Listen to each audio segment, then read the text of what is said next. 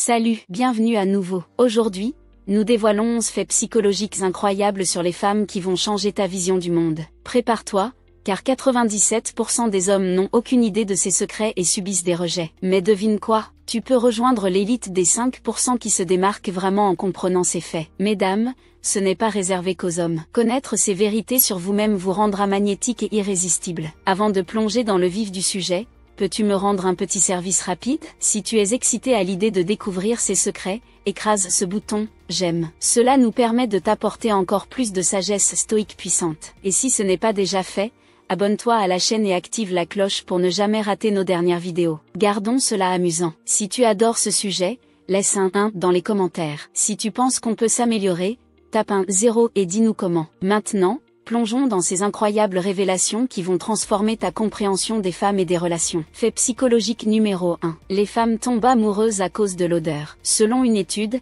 si une femme aime l'odeur d'un homme, elle est plus susceptible de tomber pour lui. L'Université fédérale de Rio de Janeiro rapporte que son amour pour lui augmente de 85%. Les femmes ont 50% de neurones en plus dans leur bulbe olfactif que les hommes, ce qui les rend plus sensibles aux odeurs. Savoir choisir le bon parfum te donnera un avantage considérable en matière de séduction. Reste jusqu'à la fin de la vidéo pour découvrir quel parfum stimule le plus tes sens. Fait psychologique numéro 2. Les femmes préfèrent les hommes qui savent ce qu'ils veulent. Aller trop loin avec une femme entraînera presque toujours un rejet. Cependant, si tu lui montres du respect et un peu de besoin, elle se rendra disponible. Développe la confiance avec elle et n'hésite pas à la toucher. Il est toujours important de lire son langage corporel et de reconnaître les signaux ou les gestes qu'elle fait. Fait psychologique numéro 3. Les femmes ressentent quelque chose quand elles sont près de toi, mais ne l'expriment pas. Si une femme suscite ton intérêt, évite de devenir son amie dès le début. Selon une étude, 68% des femmes ont déclaré qu'elles envisageraient d'avoir une relation amoureuse avec un homme si elles savaient qu'elles pourraient obtenir ce qu'elles veulent. C'est pourquoi je te recommande de faire comprendre,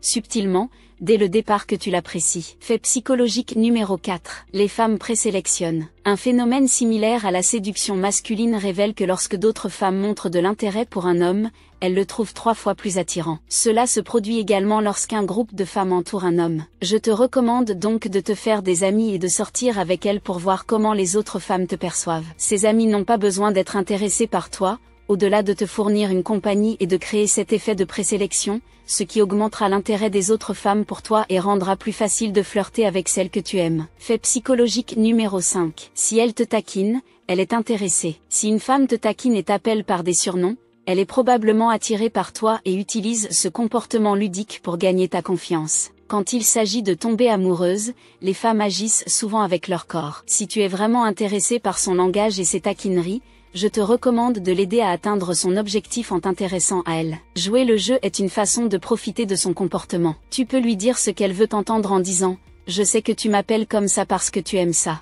Tu crois que je n'ai pas remarqué ?» Fait psychologique numéro 6. Les femmes préfèrent les hommes qui comprennent leur langage. Les femmes apprécient quand tu remarques leurs signaux corporels, que ce soit consciemment ou inconsciemment, car tous les hommes ne les comprennent pas ni ne saisissent le langage qu'elles utilisent pour tomber amoureuses. Contrairement aux hommes, les femmes sont timides et hésitent à exprimer leur amour pour toi. Elles détestent le rejet et feront tout pour l'éviter. Elles ne considèrent même pas la possibilité qu'un homme puisse les rejeter, donc elles expriment leurs sentiments par le langage corporel. Si une femme fait un geste intentionnel pour te séduire, elle s'attend à ce que tu répondes. Si elle voit que tu ne comprends pas ce qu'elle essaie de transmettre, elle peut rester silencieuse et oublier cela. Fait psychologique numéro 7. Les femmes se préoccupent particulièrement de leur apparence lors des activités intimes. Elles se soucient beaucoup de rester séduisantes en ce qui concerne le design et la couleur de ce qu'elles portent sous leurs vêtements. Au lieu de rester silencieux, complimente-la sur son apparence séduisante pendant ces moments. Tu verras qu'en booste son ego de cette manière, elle sera plus encline à porter des tenues plus jolies et plus attirantes pour toi,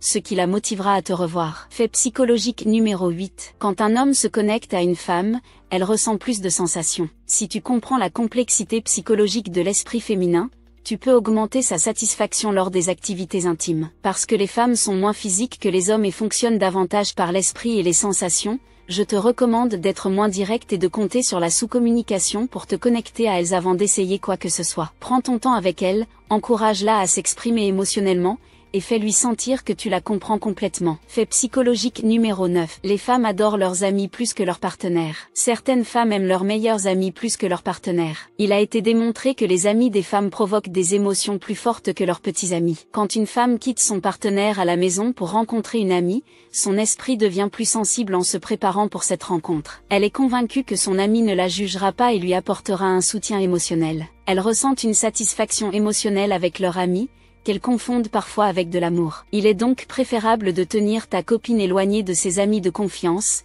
car la trahison peut survenir à tout moment. Fait psychologique numéro 10. Les femmes acceptent des rendez-vous uniquement pour la nourriture. Selon des enquêtes américaines, 38% des femmes acceptent des rendez-vous en échange de repas gratuits, ce qui met en évidence la complexité de déterminer pourquoi une femme accepte un rendez-vous. Avant de demander à une fille de sortir, assure-toi qu'elle est vraiment intéressée par toi. Fait psychologique numéro 11. Quand les femmes sont contrariées, elles préfèrent que tu les approches. Une femme contrariée par toi se sentira mieux si tu lui prêtes attention et fais preuve d'empathie. Cela te permettra de comprendre pourquoi elle est bouleversée. Les femmes sont parfois difficiles, mais elles sont nées avec la capacité de ressentir des émotions. Elles n'ont pas la même stabilité émotionnelle que les hommes. Les émotions positives et négatives stimulent les femmes, c'est pourquoi elles tombent souvent pour des hommes qui les maltraitent. Je t'expliquerai cela plus tard, mais pour l'instant, habitue-toi aux jeux émotionnels que les femmes aiment jouer. À la lumière du premier fait psychologique, à savoir les sens qui éveillent les femmes, nous présentons une sélection d'essences aromatiques couramment utilisées. Une étude menée en 2017 a testé le jasmin et la lavande sur 2 groupes d'hommes et un groupe de femmes. Chacune de ces femmes a passé du temps avec 2 hommes séparément. L'un portait un parfum sans ces 2 fragrances, tandis que l'autre portait un parfum à base de jasmin. Les fragrances à base de jasmin stimulent les femmes et augmentent leur intérêt pour les parfums. Ces fragrances se retrouvent dans plusieurs parfums disponibles sur le marché, notamment les célèbres Orphan français et le PA Basque éclectique. Merci d'avoir regardé la vidéo jusqu'à la fin. N'oublie pas de liker, de t'abonner et de laisser un commentaire. Histoires incohérentes. Derrière chaque sourire se cache une histoire, mais peux-tu dire si elle est authentique ou un masque? Méfie-toi des raconteurs d'histoires dont les récits dévient de leur cours. Les histoires des personnes fausses sont souvent incohérentes, révélant une façade qu'elles peinent à maintenir. Les gens sont comme des caméléons, changeant constamment leurs récits pour s'adapter à la situation ou à l'audience. Les récits changent souvent de manière dramatique au fil du temps, car les gens oublient les détails de leurs mensonges ou rencontrent de nouvelles histoires qui servent mieux leurs desseins. Cette incohérence n'est pas une faille, mais une stratégie délibérée utilisée pour manipuler ou impressionner les autres. Les histoires incohérentes sont un signe de manque d'authenticité. Les personnes sincères ayant des expériences réelles n'ont pas besoin de cela. Bien qu'elles puissent oublier des détails mineurs, leurs histoires de vie sont cohérentes. En revanche, les personnes fausses se retrouvent souvent prises dans un enchevêtrement de tromperie en essayant de garder une trace de leurs divers récits. À mesure que les incohérences deviennent plus apparentes, ce comportement peut particulièrement nuire aux relations personnelles. Dans les relations professionnelles et personnelles, raconter des histoires incohérentes peut éroder la confiance. Si tu ne peux pas faire confiance à quelqu'un pour te dire la vérité sur son passé, comment peux-tu lui faire confiance pour ton avenir? Dans un cadre professionnel, ces incohérences peuvent conduire à un environnement de travail toxique où les collègues ne peuvent pas compter les uns sur les autres et où les supérieurs ne peuvent pas prendre de décisions éclairées. Identifier ces personnes nécessite une attention particulière à ce qu'elles disent au fil du temps. Des schémas de comportement incohérents peuvent émerger. Cette vigilance ne consiste pas à être paranoïaque, mais à se protéger contre une possible manipulation ou tromperie. Remets en question le récit et cherche des clarifications. Dans certains cas, demander plus de détails ou des précisions peut révéler une fausse histoire, car la personne peut avoir du mal à maintenir sa façade sous la pression. Connexion superficielle. Gratte la surface, et tu trouveras des racines peu profondes. Les personnes fausses préfèrent la largeur à la profondeur. Leurs relations forment rarement des liens significatifs, et elles ont de nombreux contacts plutôt que de véritables amis. Ces relations sont basées sur ce que les autres peuvent leur apporter plutôt que sur le respect mutuel et l'affection sincère. Les connexions superficielles sont des stratégies pour naviguer dans les environnements sociaux. Un manque de profondeur et de compréhension caractérise ces relations superficielles et fausses. Les gens ne consacrent ni le temps ni l'énergie émotionnelle pour établir des connexions authentiques. Même s'ils connaissent beaucoup de gens, leur connaissance des autres se limite souvent aux détails les plus basiques, tels que les noms et les titres professionnels. Il n'y a pas de partage des luttes personnelles, ni de conversations approfondies sur les espoirs et les rêves, ni de véritable connexion. Cette approche des relations est fondamentalement centrée sur soi. Les personnes fausses interagissent avec les autres uniquement pour obtenir un statut social, des avantages professionnels ou d'autres bénéfices. Elles changent fréquemment de groupe, cherchant toujours l'association la plus avantageuse. En faisant cela, elle néglige la véritable valeur des relations profondes et significatives qui apportent du réconfort en temps de difficulté et de la joie dans les moments de bonheur. Ces connexions superficielles peuvent gravement affecter ceux qui établissent des relations avec ces personnes hypocrites, provoquant un sentiment d'être utilisé et non apprécié. Être entouré de personnes fausses peut mener à une existence solitaire sans véritable compagnie ni soutien. Ces personnes peuvent se retrouver entourées de gens, mais sans avoir de réelle connexion avec aucun d'eux. Identifie cette superficialité en observant les schémas dans la manière dont les gens parlent de leurs relations. Parlent-ils uniquement de ce que les autres peuvent faire pour eux? Changent-ils fréquemment de cercle social? Ce comportement est souvent observé dans les flatteries excessives en milieu personnel et professionnel. La flatterie excessive peut créer une fausse impression, un sentiment de confiance, ou masquer de véritables intentions. Cela pourrait être un stratagème pour gagner la faveur ou détourner l'attention d'un manque de compétences ou d'engagement. En milieu professionnel, le danger de ce comportement réside dans sa capacité à tromper et à manipuler,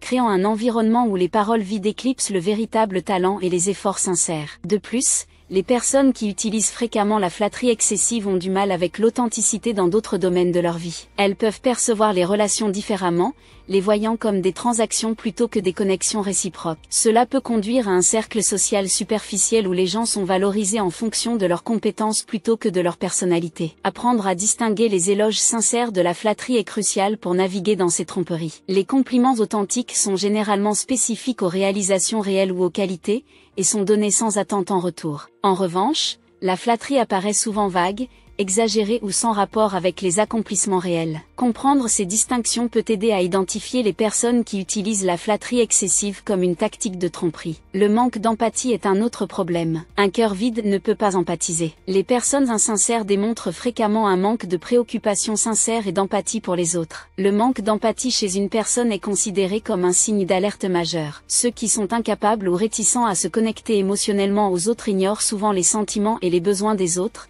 se concentrant uniquement sur leurs désirs et leurs objectifs. Un manque d'empathie peut se manifester de différentes façons. Cela peut se voir dans leur indifférence aux difficultés des autres ou dans leur incapacité à vraiment célébrer les réussites des autres. Ils peuvent ignorer le bien-être émotionnel de ceux qui les entourent ou refuser de fournir un soutien. Dans les cas extrêmes, un manque d'empathie peut conduire à des comportements manipulateurs ou nuisibles, la personne ne prenant pas en compte ou ne se souciant pas des conséquences de ses actions sur les autres. Cette caractéristique est particulièrement nocive dans les relations personnelles ou professionnelles. Un manque d'empathie peut freiner la formation de connexions profondes et significatives, entraînant des relations déséquilibrées où les besoins et les sentiments d'une personne sont constamment ignorés ou sous-évalués. En milieu professionnel, cela peut créer un environnement hostile et non coopératif. Les collègues et les employés peuvent se sentir sous-estimés et incompris. Identifier un manque d'empathie nécessite d'observer comment les gens réagissent aux situations. Expriment-ils une réelle préoccupation lorsque les autres sont bouleversés ou en détresse? Peuvent-ils célébrer les réussites des autres sans ramener cela à eux-mêmes? Montrent-ils de la compréhension et de la patience dans des situations difficiles? Répondre à ces questions peut aider à déterminer si une personne manque d'empathie,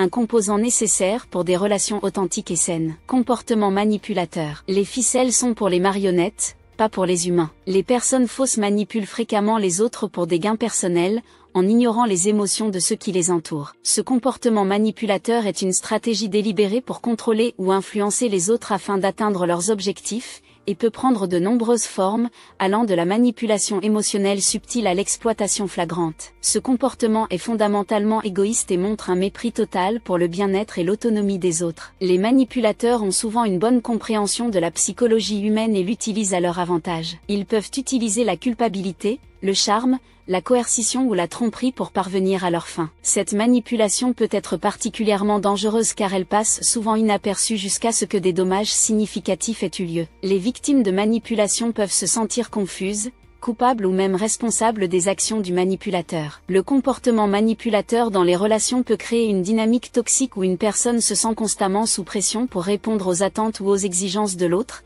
ce qui peut mener à une perte d'estime de soi. Reconnaître et gérer l'anxiété et la détresse émotionnelle dans les environnements professionnels, ainsi que faire face aux comportements manipulateurs, est crucial pour maintenir un respect sain et une authenticité dans les relations. Comprendre ces tactiques et prendre des mesures de protection peut aider à établir des relations solides. Lorsque les choses deviennent difficiles, les connexions basées sur le respect mutuel et la compréhension sincère deviennent plus fréquentes que la manipulation et la tromperie. Les personnes fausses s'éclipsent rapidement, apparaissant uniquement lors des bons moments et disparaissant dès que les difficultés surgissent. Ce schéma de disparition fréquente révèle une amitié ou un collègue opportuniste, présent pour la gloire mais absent lors des épreuves. Le mal causé par ce comportement ne réside pas seulement dans leur absence, mais aussi dans la création d'un faux sentiment de fiabilité chez des personnes qui disparaissent fréquemment, trahissant ainsi la confiance placée en elles. Cela laisse les amis, la famille, et les collègues avec un sentiment d'abandon et de non-soutien. Dans les relations, cela peut mener à des sentiments de solitude et de trahison. Lorsqu'une personne réalise que sa connexion était basée uniquement sur des circonstances positives. Sur le plan professionnel,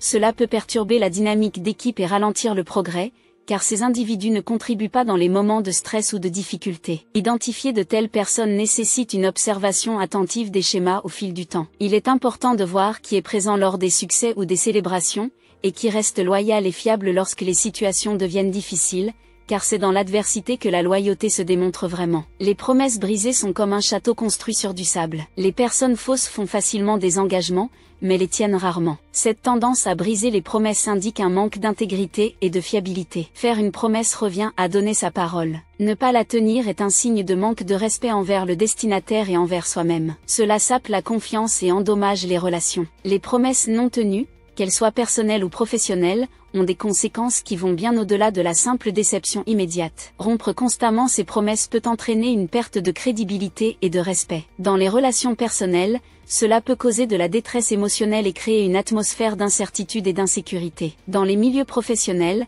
cela nuit à la réputation et peut mettre en péril des opportunités de carrière et les relations avec les collègues. Faire face à des personnes qui ont tendance à rompre leurs promesses nécessite d'établir des attentes claires et des limites qui les tiennent responsables de leurs engagements. Cela peut parfois entraîner un changement de comportement. Il est également crucial de se protéger des conséquences négatives potentielles de leur manque de fiabilité, ce qui implique de ne pas se fier uniquement aux promesses. L'excès d'autopromotion est un autre problème. Dans leur univers, les projecteurs ne s'éteignent jamais. Les personnes fausses sont égocentriques et recherchent constamment l'attention, ce qui les pousse souvent à exagérer. L'excès d'autopromotion provient d'un profond besoin de validation et d'admiration, plutôt que de la confiance ou d'un fort sentiment de soi. Ces personnes ont souvent une vision exagérée de leur importance et estiment qu'elles méritent une reconnaissance et des éloges constants. Ce comportement peut être perturbant tant dans les relations personnelles que professionnelles. Les relations personnelles peuvent manquer d'équilibre si les besoins et les accomplissements d'une personne passent toujours avant ceux des autres. Sur le plan professionnel, cela peut créer un environnement toxique où la collaboration et le travail d'équipe sont sapés par le désir d'une personne de se démarquer à tout prix. Reconnaître l'excès d'autopromotion nécessite de prêter attention à la manière dont les gens parlent d'eux-mêmes et de leur réussite. Dominent-ils systématiquement les conversations? Exagèrent-ils ou fabriquent-ils des détails pour paraître plus réussis ou importants? Ces schémas peuvent indiquer un comportement autoproclamé excessif et un manque d'authenticité. Fais confiance à tes instincts. Souvent, nos instincts détectent l'authenticité avant que notre esprit puisse la rationaliser. Ce sentiment intuitif est un outil précieux pour déceler les personnes fausses. Notre subconscient peut capter des indices subtils et des incohérences que l'esprit conscient peut ignorer ou rationaliser. Cependant, il est important de se rappeler que les instincts ne sont pas infaillibles. Nos préjugés et expériences passées peuvent les influencer. Donc, bien que l'écoute de tes instincts soit importante, elle doit être équilibrée par la pensée rationnelle et l'observation. Si ton instinct te dit que quelqu'un est malhonnête, prends du recul et observe son comportement de manière objective. Cherche des schémas et des preuves qui confirment ou contredisent ton intuition. Des instincts non fiables peuvent nous égarer, surtout dans des situations sociales complexes où nos préjugés et idées préconçues jouent un rôle important. Développer une conscience de soi et être conscient de ses préjugés peut nous aider à affiner et à faire confiance à nos instincts. En conclusion, les instincts sont un outil utile pour déterminer l'authenticité de ceux qui nous entourent. Ils doivent être utilisés en tandem avec la réflexion rationnelle et l'observation. En procédant ainsi, nous pouvons obtenir une compréhension plus précise et nuancée des personnes avec lesquelles nous interagissons, ce qui nous permet de former des liens plus authentiques et significatifs. Comprendre l'inauthenticité est essentiel dans notre navigation des complexités des relations humaines. Souviens-toi que les connexions authentiques nécessitent une conscience et une sagesse. Nous avons exploré les caractéristiques clés qui révèlent la véritable nature de ceux qui nous entourent, depuis les incohérences dans leurs histoires jusqu'à l'instabilité de leurs engagements. Chaque signe sert de repère dans ce voyage. Cependant, la quête ne s'arrête pas ici. Notre chaîne vise à t'apporter des perspectives et des connaissances pour t'aider à mieux comprendre le comportement humain et les relations. Rejoins une communauté dédiée au développement personnel et à la vie authentique en t'abonnant. Ne termine pas le voyage avec cette vidéo. Si tu as trouvé ces idées utiles, clique sur le bouton like et abonne-toi pour plus de contenu éclairant. Partage tes expériences et réflexions dans les commentaires ci-dessous. Ton histoire pourrait être le phare qui guide d'autres personnes vers la clarté. Travaillons ensemble pour rendre le monde plus authentique. Souviens-toi que ton intuition est ta boussole et que ton envie d'apprendre est la clé du succès relationnel. Abonne-toi et rejoins-nous dans ce voyage continu de découverte. Chaque clic, partage et abonnement nous aide à atteindre plus de personnes et à diffuser des connaissances qui peuvent potentiellement changer des vies. Merci d'avoir regardé, et souviens-toi qu'en un monde rempli de façades, ton authenticité est ton plus grand atout. Embrasse-la, nourris-la, et tes relations s'épanouiront sous la lumière de la vérité. Plus tu montres ta douleur, plus les gens voudront te blesser. Bien que cela ne se produise pas toujours, il est courant que certaines personnes prennent plaisir à ta douleur ou même y contribuent. Malheureusement, le sadisme et l'envie sont des comportements fréquents qui peuvent freiner la croissance personnelle dans divers contextes, y compris le lieu de travail, les cercles sociaux et même au sein des familles. En conséquence, apprendre à ne pas montrer ses faiblesses peut faire de toi un arbre au milieu d'une tempête. Le tronc reste fermement enraciné, tandis que les feuilles battent et les branches se balancent. C'est une image de résilience silencieuse. Nous parlerons de comment tu peux devenir encore plus puissant en démontrant que tu n'es pas affecté par les problèmes externes ou internes, et comment chaque défi t'enseigne à être comme l'arbre. Il ne s'agit pas d'ignorer la tempête en agissant comme si rien ne te dérangeait. Au lieu de cela, tu choisis de ne pas laisser la pluie ou le vent te déprimer. Tu apprendras à devenir le maître de ton destin, ferme, fort et calme. Dans cette vidéo, nous examinerons 17 règles stoïques d'Épictète, un philosophe célèbre dont tu as probablement entendu parler. Je t'invite également à cultiver la conscience de soi, où la force vient du calme de la lumière qui illumine le chemin plutôt que du bruit du tonnerre. Par conséquent, dans les minutes qui suivent, concentre-toi sur le contenu plutôt que sur les distractions quotidiennes. La première règle est de se préparer à échouer. La seule façon de progresser est d'essayer l'impossible. Pour éviter d'être traité d'idiot, il faut adopter un point de vue différent. Selon sa philosophie, être traité d'idiot est l'une des meilleures choses qui puissent t'arriver, car cela te permet de progresser. Professionnellement, le philosophe stoïcien nous rappelle que surmonter les obstacles résulte d'un long processus d'essais et d'erreurs, et non d'une réaction spontanée. À travers les essais et erreurs, nous pouvons affiner ce qui nous distingue de l'excellence. La deuxième règle est de se rappeler que la mort nous attend au bout du chemin. Ce n'est pas un conseil qui encourage le pessimisme, mais plutôt une reconnaissance que la mort est la destination ultime de toutes nos actions, surtout les nôtres. Une fois que nous avons cela à l'esprit, nous pouvons nous demander s'il vaut vraiment la peine de passer 20 ans de notre vie limitée à épargner pour une maison si lourde que nous ne pouvons pas la transporter où que nous allions. Lorsque la mort nous rend visite, il serait grandement utile d'avoir un petit carnet avec ces principes stoïques dans nos sacs, aux côtés des objets que nous considérons indispensables pour notre quotidien, comme nos téléphones, cartes de crédit et brosses à dents. Nous ne verrons plus les revers comme des malheurs ou la vie comme une course contre le temps, mais nous obtiendrons une perspective plus réaliste sur notre existence et utiliserons sans doute mieux notre temps. La troisième règle est d'écouter 2 fois plus que tu ne parles. Réfléchis à pourquoi la nature nous a donné 2 oreilles et une seule bouche. Selon Épictète, ce n'est pas une erreur ou une coïncidence. Au contraire, cette réalité a un but clair. Nous ne sommes pas censés tomber amoureux de nos propres voix. Nous avançons dans la vie en apprenant des voix des autres, plutôt que des nôtres. Nous apprenons des autres, plutôt que de répéter nos propres discours. Ainsi, à partir d'aujourd'hui, prête plus attention à ce que disent les autres autour de toi et moins à ce que tu as soutenu jusqu'à présent. La quatrième règle est d'être toujours prêt pour le pire et de croire que nous ferons face à des circonstances défavorables dans le futur. Cela constitue l'une des principales causes d'anxiété, avec des conséquences dévastatrices. Nous nous inquiétons que nos enfants abandonnent l'école, que nous perdions notre emploi, que notre conjoint nous avoue qu'il a une liaison avec quelqu'un d'autre et cherche à divorcer, ou qu'il nous arrive quelque chose de grave comme la faillite. Le problème est que nous nous soucions d'un de ces problèmes un jour, puis d'un autre le lendemain. Le chemin de la vie nous réserve de bons moments, mais aussi une poignée de problèmes inévitables. Par conséquent, nous sommes constamment stressés par divers stimuli tout au long de la journée. C'est ici qu'intervient Épictète, avec une proposition radicale mais efficace. Il dit d'imaginer que tout ce dont tu as peur est déjà arrivé. Alors, qu'est-ce qui pourrait être pire? De cette façon, ton esprit grandira. La cinquième règle est de mettre au point des stratégies pour aller de l'avant la tête haute tout en restant conscient des menaces que représente la fortune. La richesse que nous cherchons porte une stigmatisation que peu de gens peuvent secouer. Et il ne s'agit pas seulement des personnes qui apparaîtront de nulle part pour profiter de notre chance. La menace que représente la fortune est que l'argent peut changer les gens, en faisant semblant de s'occuper d'eux, ce qui n'est pas toujours pour le mieux. Une fois que nous avons acquis cette ressource si recherchée, nous sommes laissés avec quelque chose à quoi nous ne nous attendions pas, la culpabilité. La culpabilité est comparable à la peste que nous avons vécue. Dès lors, notre esprit peut commencer à s'empoisonner lui-même. La culpabilité est la sixième règle et elle est liée à l'étroitesse d'esprit. Les gens ordinaires blâment les autres et eux-mêmes. Les sages observent tout. Aujourd'hui, les thérapeutes considèrent la culpabilité comme un sentiment à éradiquer de nos vies. La seule façon de gagner la bataille contre la culpabilité est de refuser de jouer avec elle. Le problème est qu'elle mène à un chemin facile, car nous rejetons complètement la faute sur les autres ou sur nous-mêmes, nous dégageant ainsi de la responsabilité de corriger l'erreur. Y succomber est une tentation difficile à surmonter. Seules les personnes avec une forte détermination à réussir peuvent éviter la culpabilité tout en acceptant la responsabilité de leurs actions. Selon la septième règle, la véritable richesse réside dans un esprit satisfait. Épictète tirait sa définition du bonheur du stoïcisme, comme en témoigne l'une de ses célèbres citations.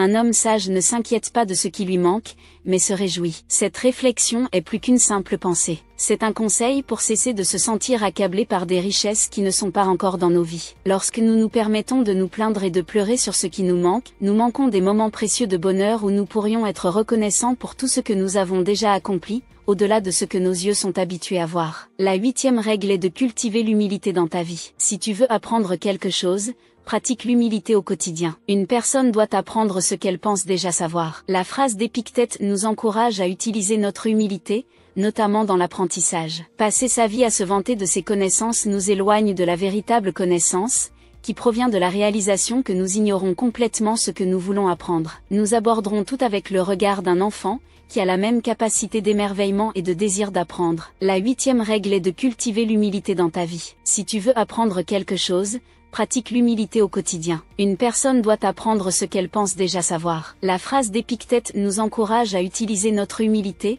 notamment dans l'apprentissage. Traverser la vie en se vantant de nos connaissances nous éloigne de la véritable connaissance, qui vient de la réalisation que nous sommes complètement ignorants de ce que nous voulons apprendre. Nous devons regarder tout avec la perspective d'un enfant, avec la même capacité d'émerveillement et le désir d'apprendre. La neuvième règle est de ne jamais oublier que tes réactions déterminent ton destin. Nous ne devons pas prendre nos réactions à la légère, car elles détermineront si nous réussissons ou échouons. Épictète a clarifié que bien que nous n'ayons aucun contrôle sur ce qui nous arrive, nous avons le contrôle sur la manière dont nous réagissons. Le malheur peut frapper n'importe lequel d'entre nous, mais tandis que certains y voient une opportunité dorée de s'engager sur un chemin de croissance personnelle, nous devons nous rappeler que ce qui nous arrive est moins important que ce que nous en faisons. La dixième règle est de former des alliances avec des individus gagnants. Il est étrange que, lorsqu'une personne éternue à côté de nous, nous soyons instantanément envahis par la peur qu'elle nous infecte. Pourtant, nous ne sommes pas aussi prudents lorsqu'il s'agit d'éviter les influences négatives. Épictète nous a donné un conseil avisé: nous entourer de personnes qui nous inspirent à donner le meilleur de nous-mêmes, car le comportement des gens a un impact significatif sur notre santé mentale. Certaines personnes drainent notre énergie et gâchent nos journées, tandis que d'autres nous rendent heureux et pleins d'énergie. C'est l'une des décisions les plus sages de s'entourer de ceux qui apportent des ondes positives dans nos vies et de dire au revoir à ceux qui peuvent nous faire regretter d'être nés. La onzième règle est d'investir dans la simplicité. Pourquoi devrions-nous vivre frugalement quand nous le pouvons? Aujourd'hui, nous nous entourons d'une variété de luxe. La solution est beaucoup plus simple et logique que tu ne le penses. La richesse ne peut pas se maintenir d'elle-même. Elle nécessite du dévouement et beaucoup d'énergie quotidienne pour faire fonctionner ce système. Nous apprécions les luxes et la richesse, mais vivre simplement nous soulage du stress des factures, des prêts et des échéances des cartes de crédit. La 12e règle est de toujours accomplir tes devoirs. Chacun de nous a un rôle important à jouer dans la société. Le soleil, par exemple, n'a pas besoin de louanges ou d'enchantements pour se lever chaque matin. Cela se produit quotidiennement, et c'est exactement ce que la nature exige. Nous devons remplir nos responsabilités, ou risquer d'échouer à la fois envers l'environnement et envers nous-mêmes. Si nous attendons des louanges avant de faire notre travail, nous perdons de vue la tâche et le fait que d'autres dépendent de celle-ci. Nous avons l'obligation morale de la terminer sans attendre que quelqu'un nous le rappelle. La 13e règle est d'arrêter de s'inquiéter des choses sur lesquelles tu n'as aucun contrôle. Tu as le contrôle de tes opinions, mais pas de ta réputation. Tu as le désir et le zèle de chasser, mais tu n'as pas le contrôle sur combien de biens tu possèdes, ou sur ton succès. S'inquiéter et devenir irrité par des choses qui échappent à notre contrôle est une perte de temps. Épictète croit que nous devons cultiver les valeurs sur lesquelles nous avons un contrôle. Il est aussi de notre responsabilité de laisser aller les choses que nous ne pouvons pas contrôler et de laisser le destin s'en charger. La 14e règle est d'ignorer ceux qui te méprisent. Plutôt que de les haïr, ne hais pas ceux qui te haïssent. Tu es beaucoup plus grand et bien plus puissant que la personne qui te critique ou te méprise. Si quelqu'un te discrimine, ne perds pas ton temps à le haïr, car il ne mérite même pas d'être dans tes pensées. Nous sommes encouragés à ne pas avoir peur des personnes qui pourraient nous nuire, car leur bruit représente une tentative malheureuse de le faire. Nous devrions l'ignorer et bâtir notre immunité. La 15e règle est de toujours tirer de la valeur de tout ce qui arrive. C'est entièrement à toi de décider si tu veux en tirer parti ou non. Ce sont les mots d'Épictète. Comme tu peux le voir, il est non seulement possible de tirer le meilleur parti de l'adversité, mais c'est aussi notre responsabilité. Tant que tu es intelligent et que tu peux reconnaître les opportunités présentées par les circonstances, tu réussiras. Imagine arriver un jour au travail et apprendre que tu vas être licencié. Au lieu de désespérer et d'accuser l'univers d'être contre toi, saisis l'occasion de te lancer dans l'entreprise dont tu rêvais, tout en respectant ton emploi du temps de travail. Cherche toujours le côté positif dans une telle situation. L'élan accumulé tout au long de ta vie t'emmènera sans aucun doute plus loin. La 16e règle est que, si tu permets aux pensées et attitudes communes des autres de te déranger, tu abandonnes le contrôle de ta vie. Toute personne capable de te mettre en colère devient ton maître. Cette personne ne peut faire cela que si tu lui permets de te déranger. Comprends que nous avons de nombreuses clés en nous, certaines menant au bonheur, d'autres à la ruine émotionnelle. C'est précisément cette dernière clé que nous donnons à ceux qui nous irritent. La solution est de mettre en place une barrière qui nous empêche d'être affectés par les attitudes des autres, car certainement, chacun est maître de ce qu'il dit et décide de suivre. La 17e règle est que l'amitié est plus précieuse que la richesse. Les amis sincères sont une véritable richesse, car ils nous soutiendront lorsque nos fortunes matérielles échoueront. En cultivant de véritables amitiés, nous pouvons faire un investissement rentable à long terme qui sera extrêmement utile dans la vie quotidienne. Les principes stoïciens peuvent nous aider à traverser des périodes difficiles avec intérêt et résilience, car la philosophie n'est pas faite pour rêver, mais pour appliquer ce que nous avons appris et aller de l'avant. En conclusion, la sagesse intemporelle d'Épictète nous offre des conseils inestimables pour mener une vie plus significative et résiliente. En internalisant ces principes, nous pouvons naviguer dans les défis de la vie avec grâce et détermination. J'espère que tu as apprécié cette exploration des règles de vie d'Épictète. Maintenant, j'aimerais avoir ton avis. Quelle règle a résonné le plus avec toi? As-tu des expériences personnelles ou des réflexions à partager sur ces principes? Merci de partager tes pensées dans les commentaires ci-dessous. Je lis chacun d'entre eux. Si tu es nouveau sur la chaîne, n'oublie pas de liker et de t'abonner. Cela aide la chaîne à se développer et nous permet de continuer à t'apporter des contenus instructifs comme celui-ci. N'oublie pas d'activer la cloche de notification pour ne jamais manquer une mise à jour. Merci d'avoir regardé, et à bientôt. Souviens-toi d'appliquer ces principes quotidiennement pour un voyage plus épanouissant et résilient.